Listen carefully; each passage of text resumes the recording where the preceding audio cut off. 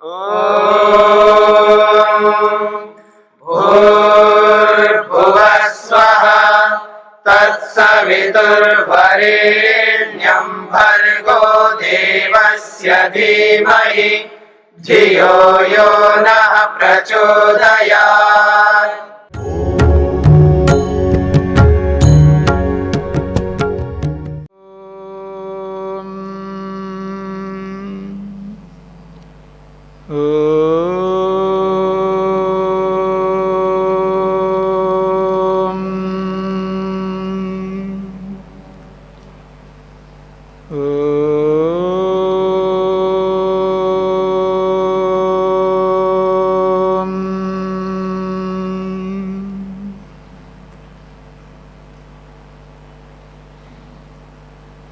सांख्य दर्शन का 67वां दिन।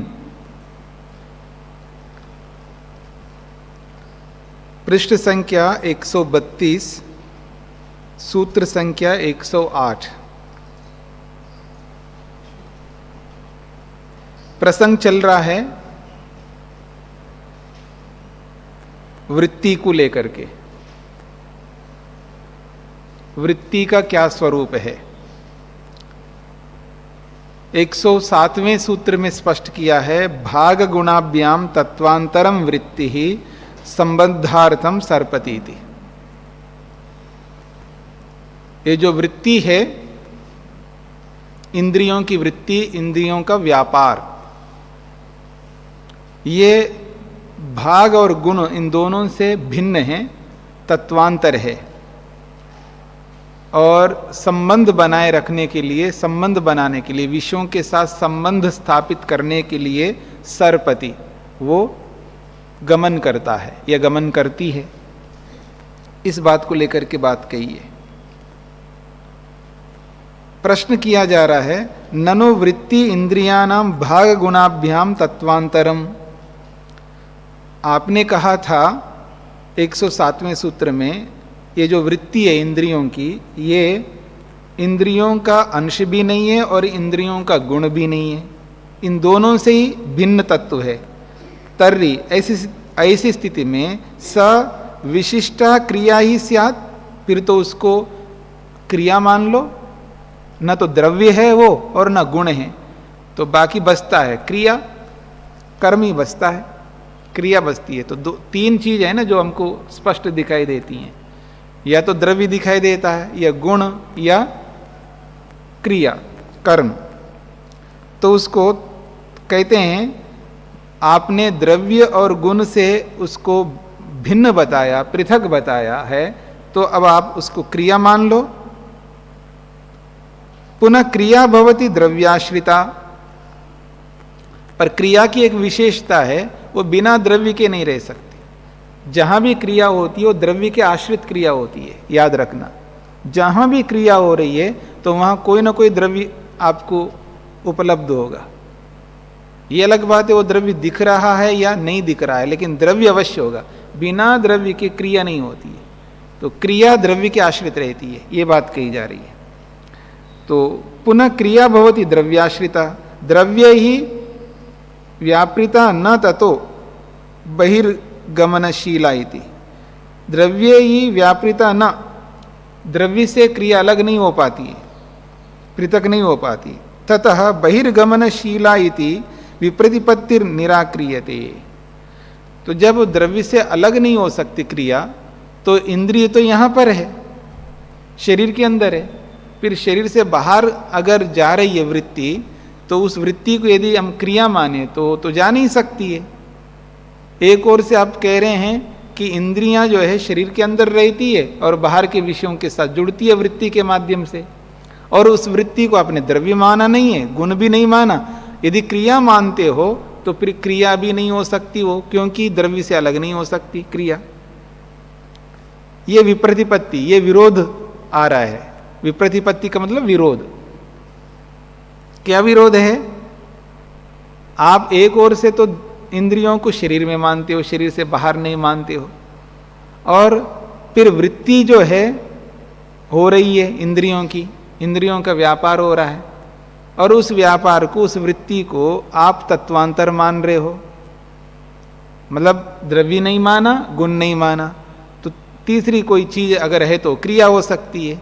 यदि क्रिया है तो द्रव्य से अलग नहीं हो सकती है, और आप अलग मान भी रहे हो, अलग होना मान रहे हो, और उसको अगर क्रिया मानते तो वो अलग हो नहीं सकती है। तो ये विप्रतिपत्ति है ना, ये विरोध है ना। यदि क्रिया है तो अलग नहीं हो सकती, यदि क्रिया नहीं है तो फिर क्या चीज है तीसरी वस्तु, आपको बताना पड़ेगा।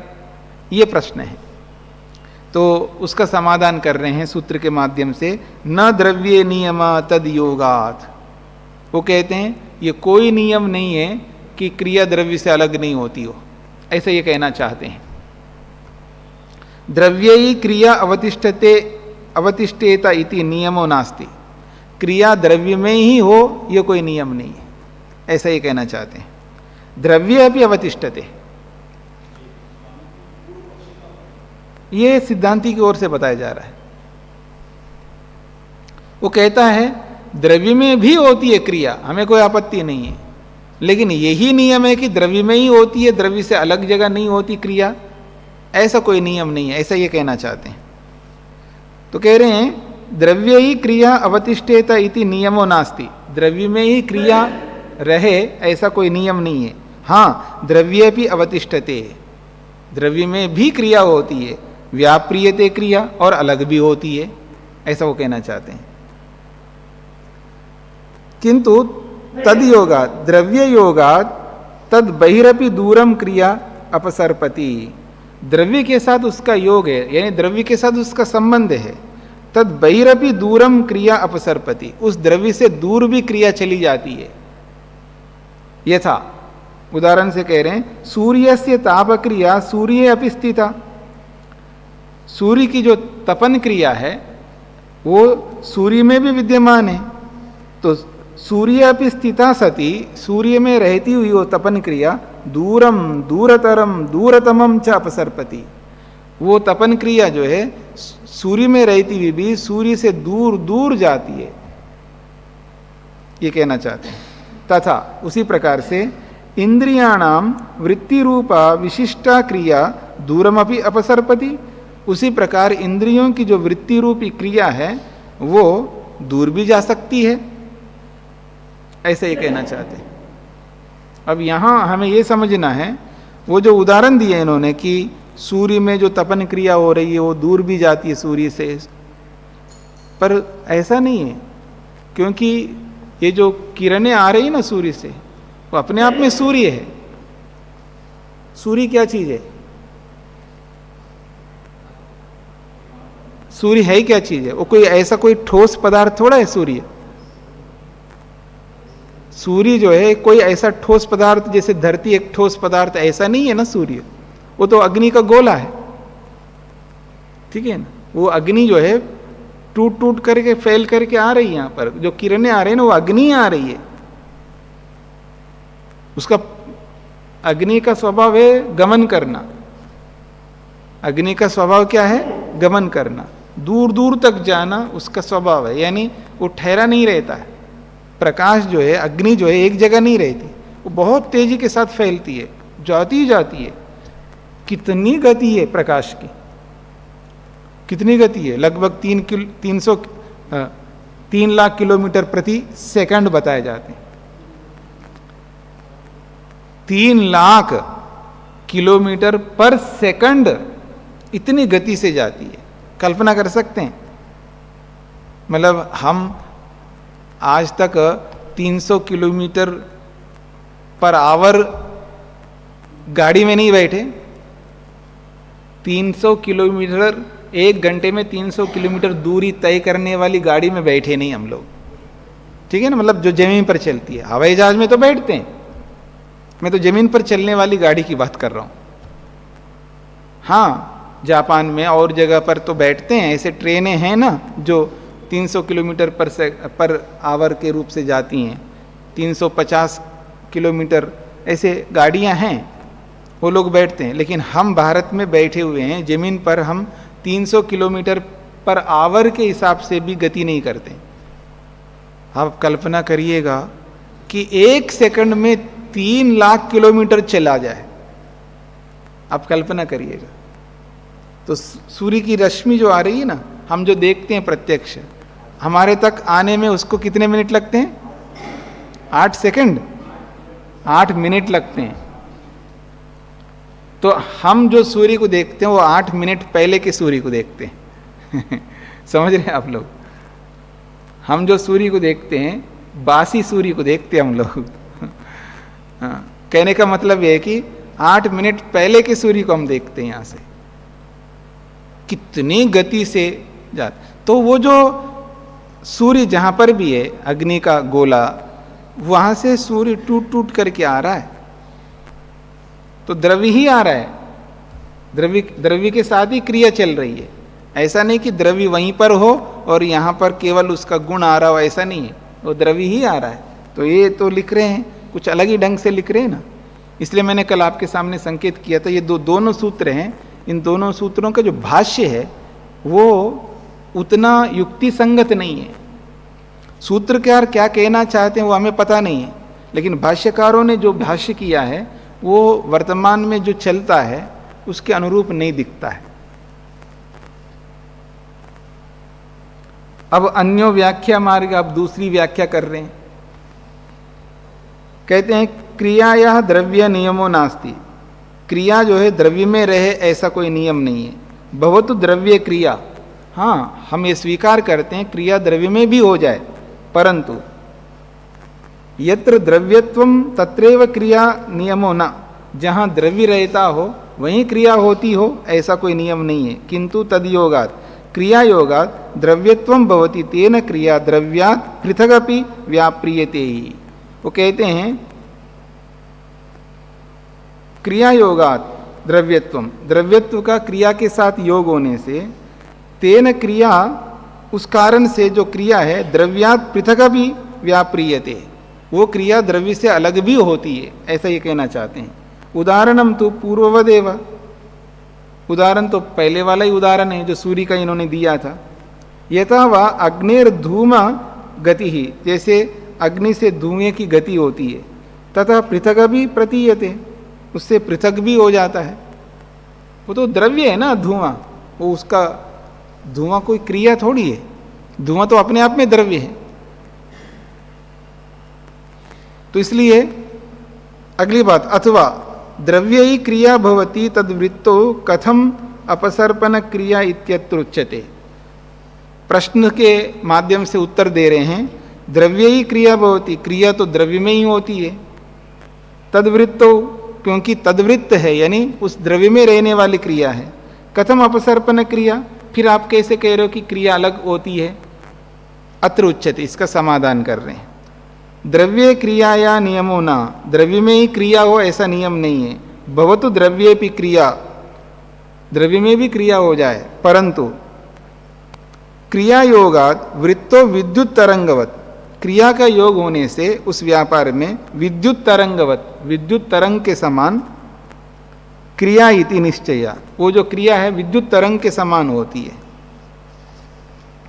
यह तो दूरस्थमपि विषयम प्राप्नोति, वो दूरस्थ विषय को भी प्राप्त होता है। इति इंद्रिय स्ववृत्तया क्रियावत्या तस्मात् न दोषा। अब ऐसा कह के विद्युत तरंग के समान तो बोल रहे हैं। अब विद्युत तरंग क्या है? विद्युत तरंग, विद्युत तो द्रव्य अपने आप में, अब उसको शक्ति बोलो या कुछ भी कहो, तो वो विद्युत तरंग के समान, वो भी तार के सहारे से जाएगा ना, बिना तार के थोड़ा विद्युत जाती है। विद्युत कहीं भी जाती है तो किसके थ्रू, किसके माध्यम से जाती है? तार के माध्यम से जाती, बिना तार के विद्युत तो जाती नहीं है। ऐसा तो है ही नहीं कि यहाँ विद्युत है और बिना विद्युत वहाँ जाए पंखा चल पड़े, ऐसा तो नहीं होता। अगर ऐसा चलता है तो बहुत अच्छी बात है, अब करंट बिल देने की जरूरत ही नहीं है। हाँ, तार के पास में, तार को पास में लगा के रखो आप, बस रिमोट से उस विद्युत को आप लेते रहो, घर में सब काम करते रहो बिना तार जोड़े। बिना तार जोड़े ही सारे काम ले लो विद्युत का, पर ऐसा तो होता नहीं है। तार के बिना विद्युत आ ही नहीं सकती है। हाँ जी,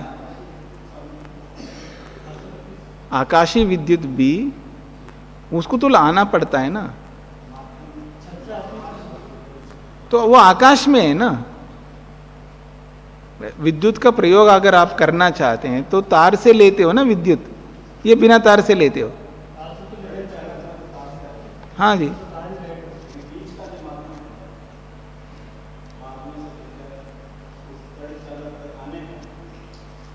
कहाँ से?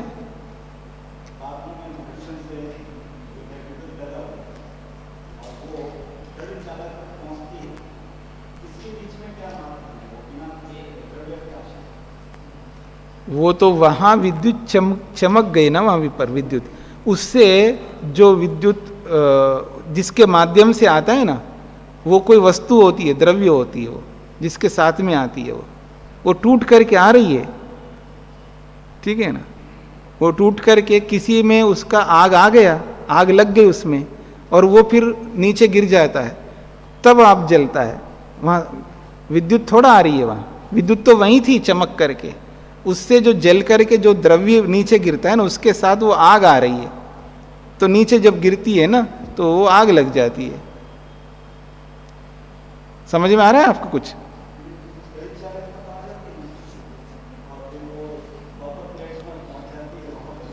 हाँ, तो वो जो द्रव्य है ना, उस द्रव्य के साथ आ रही है ना। मेरा कहने का मतलब है किसी के साथ तो आ रही है ना, नहीं, लेकिन वो कुछ तो द्रव्य जैसा रहता है ना वहां पर जो नीचे गिरता है।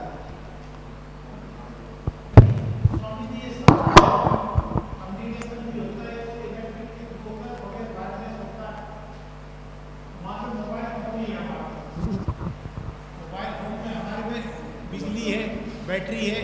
माइक से बोलो ना आप।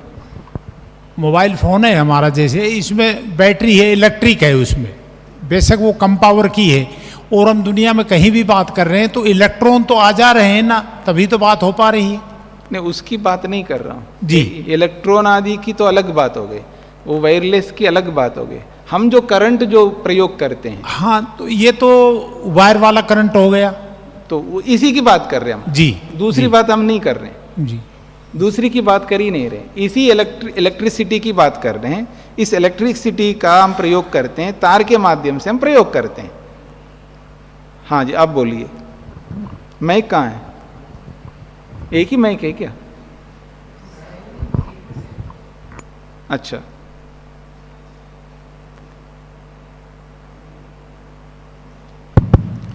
वंदनीय स्वामी जी, आपने बोला इलेक्ट्रिसिटी तार के माध्यम से ही आ सकती है, लेकिन अभी लेटेस्ट कुछ उपकरण बने हैं जो तार की आवश्यकता नहीं है। बहुत सारे उपकरण बन चुके हैं और अच्छा। बहुत घरों में देख भी लिए हैं, बिना तारों का ही वो सब कुछ चल रहा है, टीवी और उनका साउंड सेट सब चल रहा है। चलता है जी, बिना तार के? हाँ, बिना तार का। अच्छा, वो ऐसा आ उनको गया। उनको शायद कहते हैं ब्लूटूथ कनेक्शन कहते हैं। अच्छा। ब्लूटूथ कनेक्शन ऐसा कुछ आ गया है। हाँ, मतलब कोई ना कोई उसका माध्यम तो रखते ही है ना। जी वो माध्यम हमको नहीं दिख रहा है, वो एक अलग बात है। जी। तो यानी यूं कहिएगा कि विद्युत जो हमें प्राप्त हो रही है उसके लिए कोई माध्यम उन्होंने बना रखा है, उस माध्यम के से आ रहा है, तो ऐसा ही माध्यम मान लीजिएगा। ठीक है, मान लेते हैं। हाँ जी, हाँ, कोई भी माध्यम बना लो, कोई भी माध्यम बना लो। अब ऐसे वेव्स जो आते हैं ना, उसमें भी तो कुछ तो रहता ही है ना। वो जो तरंगों के माध्यम से हम लाते हैं, तो कोई ना कोई तो उसका माध्यम तो साथ में सहारा तो चाहिए, उस सहारा से आता है, तो ये मान लीजिएगा। और ये मोटा जो विद्युत इलेक्ट्रिसिटी है उसके लिए हम तार ले रहे हैं, तो अगर ऐसा है तो फिर ठीक है, आगे आप बिना कनेक्शन के ही ले सकते हो। ऐसा तो नहीं कर सकते वो लोग, आपको कनेक्शन तो लेना ही पड़ेगा। इलेक्ट्रिसिटी के लिए कनेक्शन तो लेना ही पड़ेगा। कनेक्शन लेने के बाद में फिर आप ब्लूटूथ का प्रयोग करो, या कोई ऐसा कोई आज उपकरण बनाया, वो उपकरण यहाँ रह करके वो पकड़ता है वहाँ पर, ऐसा कर सकते हैं। ठीक है, ऐसा मान लीजिएगा, मान लेते हैं, कोई दिक्कत नहीं। हाँ जी, आगे चलें। सूत्रार्थ।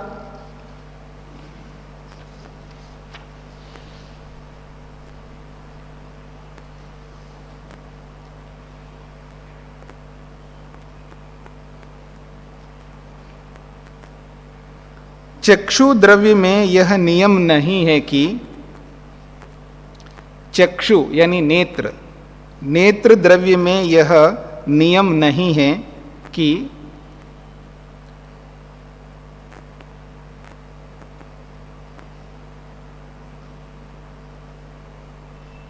चक्षु द्रव्य में यह नियम नहीं है कि वह एक ही स्थान में रहे,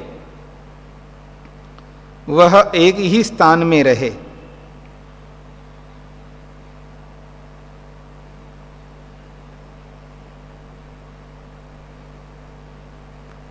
क्योंकि नेत्र में संकोच विकास रूप धर्म होने से, नेत्र में संकोच विकास रूपी धर्म होने से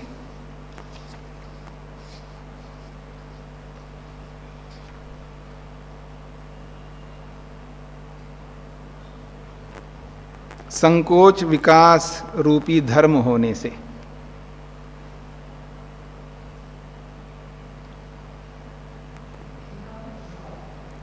विकास, संकोच का मतलब सिकुड़ना, विकास का मतलब फैलना, ये दोनों धर्म चक्षु रूपी द्रव्य में, नेत्र रूपी द्रव्य में है, ऐसा स्वीकार करते हैं दार्शनिक भाषा में। यानी किरणें जो है नेत्र की किरणें मानते हैं, जैसे सूर्य की किरणें हैं ना, ऐसे नेत्र की किरणें मानते हैं। तो वो भी निकलती जा रही हैं, निकलती जा रही हैं, नेत्र की किरणें भी निकलती जा रही हैं, और इधर से ये किरणें निकल रही, उधर से वो किरणें निकल रही हैं, दोनों आपस में मिल जाते हैं, फिर हमको रूप दिखाते हैं, ऐसा कुछ मान सकते। इसमें बहुत सारा विवाद है लोगों में, इसकी किरणें नहीं मानते हैं, बस नेत्रेंद्रिय यहीं पर है, बाहर की जो सूर्य किरणें आकर के यहाँ पर हमको दिखा देते हैं, क्योंकि सूर्य का ही कारण मानते हैं आधुनिक विज्ञान वाले। नेत्र के अंदर ऐसा कोई किरण, क्योंकि वो दिखाई नहीं देता है उनको, ना उनके यंत्रों से ये पकड़ में आता है।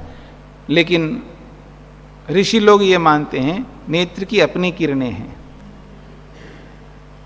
बस उसमें विजिबिलिटी नहीं है, उन किरणों में वो दिखाई नहीं देते, वो यंत्रों से पकड़ में नहीं आ रहे उनके, इसलिए वो मानते नहीं हैं।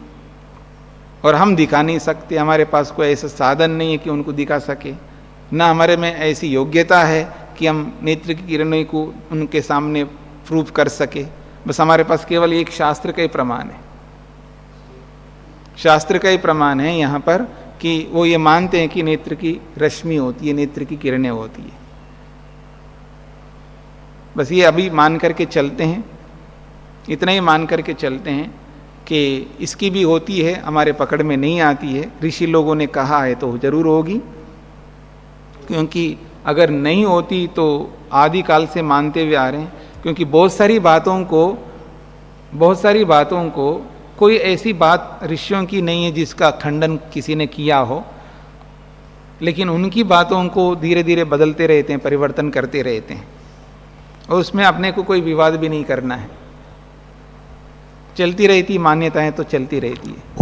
हाँ जी स्वामी जी, जैसे जंगल में ये शेर है, कुछ ऐसे पक्षी भी हैं जिनकी किरणें हमें दूर से उसकी दिखाई देती है।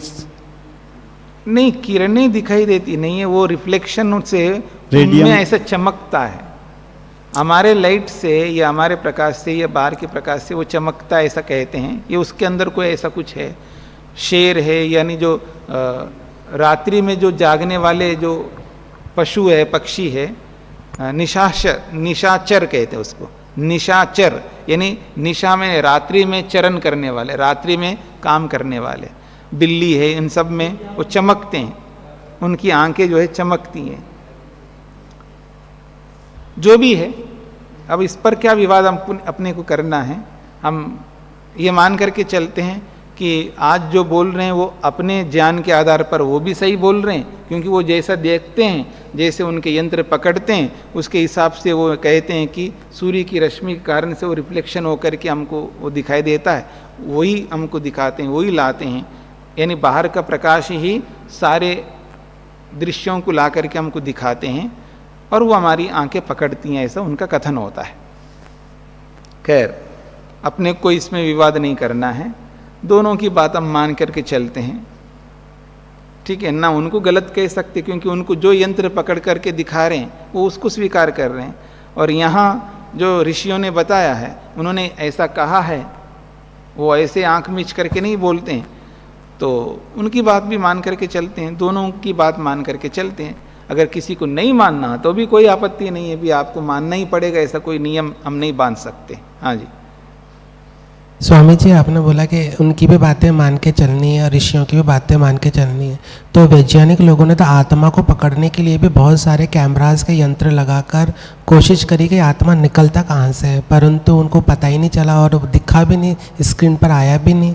तो क्या ये भी बात माने कि आत्मा नहीं होती है? नहीं नहीं नहीं, मैं ये नहीं कहना चाह रहा हूँ, मैं ये कहना चाह रहा हूँ उनके यंत्रों से पकड़ में नहीं आ रहा है, नेत्र की रश्मि नहीं पकड़ में आ रही है, जो कि मेटीरियलिस्टिक होते हुए, भौतिक पदार्थ होते हुए भी पकड़े, क्योंकि बहुत सारी चीज़ें पकड़ में नहीं आती उनके यंत्रों में। इससे ये हम ये नहीं कहना चाहते वो होती नहीं है नहीं है, हम ये नहीं कह रहे हैं।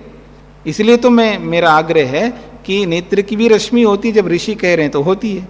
वो कहते दिखाओ, अबे हम नहीं दिखा सकते, हमारे पास नहीं है सामर्थ्य दिखाने का, लेकिन है, हम खोज कर लो, आप भी कर लो, हम भी कर लेते हैं, पर होती है, क्योंकि ऋषि ने कहा।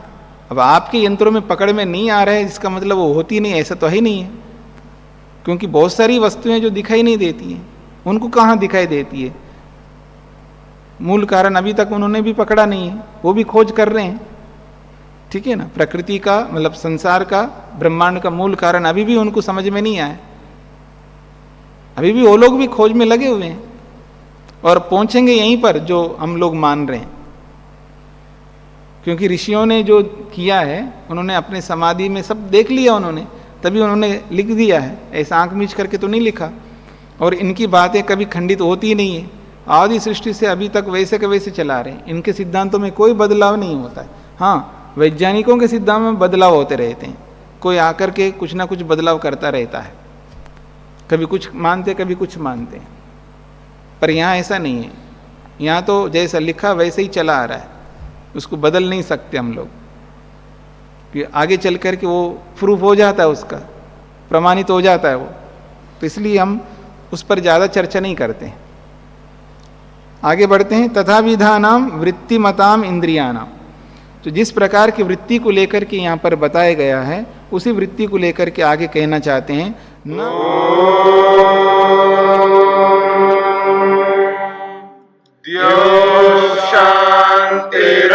शांतिरंतरिक्षम शांति पृथ्वी शांतिरापः शांतिरोषधयः शांतिः वनस्पतयः शांतिर्विश्वे देवा शांतिर्ब्रह्म शांति सर्वं शांति शांतिरेव शांति क्षमा शांतिरेधि। ओम शांति शांति शांति।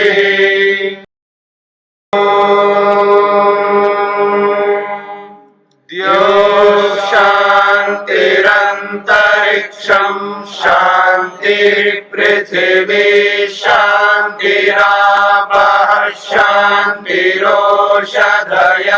शांतिः वनस्पतयः शांतिर्विश्वे देवा शांतिर्ब्रह्म शांति सर्वं शांति शांतिरेव शांति क्षमा शांतिरेधि।